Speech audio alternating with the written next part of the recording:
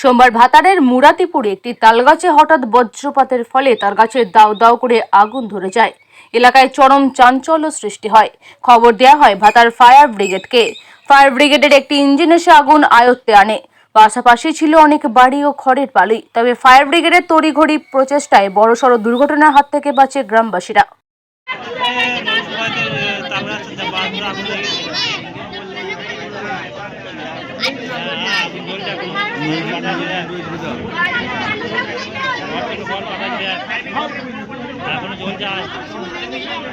Live দেখিস না, মোবাইলে দেখে লাভ নাই।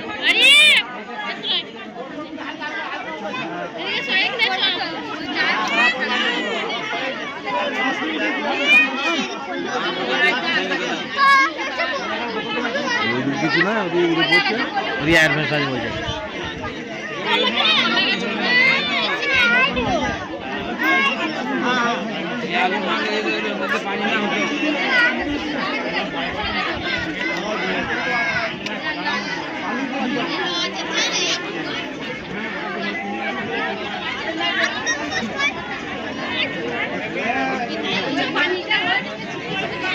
বলছে এগুলো মাছটা ছিল সব উড়ে গেল ঢুকতে হাওয়ার জায়গাটা পড়া কোথায় উঠছে না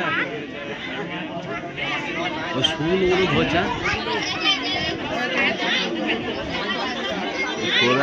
ছেড়ে পড়বে, কাছে থাকি না মারা।